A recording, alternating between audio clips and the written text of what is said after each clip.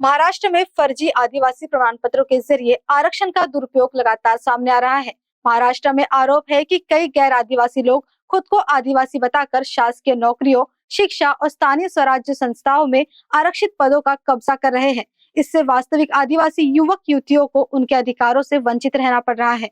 वही आदिवासी प्रमाण पत्र सत्यापन समितियों की धीमी कार्य प्रणाली और कार्रवाई की कमी पर भी सवाल खड़े हो रहे हैं। अब मांग उठ रही है कि फर्जी आरक्षण करने वालों पर सख्त कार्रवाई हो और असली हकदारों को उनका न्याय मिले। नमस्कार, मी गणेश इरपाची आदिवासी विद्यार्थी संघ विदर्भ नागपूर येथील अध्यक्ष। आज आमच्या विनंतीस आपण सर्व पत्रकार इथे आलात यासाठी आपले सुद्धा धन्यवाद। आणि ज्या विषयाला अनुसरून आम्ही आज प्रेस कॉन्फरन्स ठेवलेली आहे तो विषय आमच्या आदिवासी समाजातील संवैधानिक आरक्षणाशी संबंधित विषय आहे।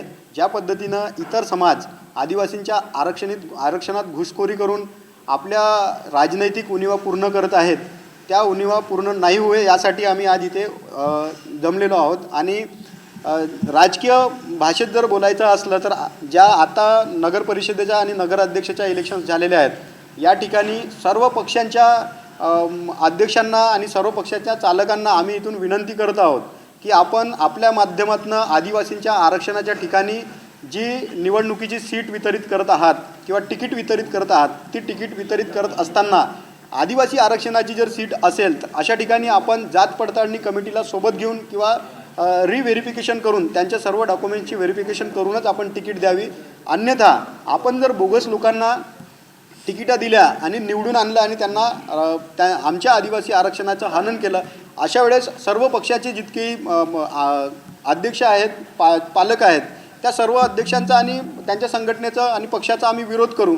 त्या पलीकडे आता ज्या येणाऱ्या महानगरपालिकेच्या इलेक्शन्स आहेत, या सर्व इलेक्शनची तिकीट वितरित करत असताना आदिवासींची जी वैयक्तिक आरक्षित सीट आहे, त्या आरक्षित सीटसाठी या लोकांनी सर्व जात पडताळणी कमिटीची स्क्रुटिनी करून आणि तेव्हाच त्यांना तिकीट वितरित करावी। अन्यथा बोगस लोकांनी आमच्या जागा बळकवलेल्या आहेत आणि इतर बोगस लोक भरपूर आंदोलनं करत आहेत की आदिवासींच्या आरक्षण आम्हाला भेटलं पाहिजे, त्यांच्या सोयीसुविधा आम्हाला भेटलं पाहिजे, यासाठी प्रत्येक संघटन आंदोलन करत आहे बोगस स्वरूपात। परंतु आम्ही आदिवासी समाजातील बांधव आदिवासींच्या संविधानिक अधिकारांचे आणि आरक्षणाचे संरक्षण करण्यासाठी संविधानिक माध्यमातून सर्वोच्च न्यायालयाची पायरीसुद्धा गाठू। त्या पलीकडे आमच्या या विनंतीला महाराष्ट्रातील आणि देशातील राजकीय पक्षांनी ग्राह्य घेतलं नाही किंवा याची दखल घेतली नाही, अशा वेळेस महाराष्ट्रामध्ये जी पदवीधर निवडणूक आहे, ही आगामी निवडणूक, या निवडणुकीमध्ये आदिवासी विद्यार्थी संघटना स्वस्थॅन्ड घेईल।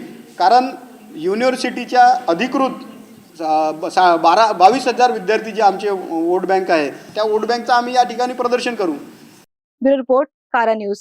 स्वर्ण मधु दुर्लभ आयुर्वेदिक जड़ी बूटियों से तैयार एक ऐसा हेल्थ टॉनिक जो आपके पूरे परिवार को स्वस्थ एवं तंदुरुस्त रखे। अमन का अब पढ़ाई में मन भी लगता है।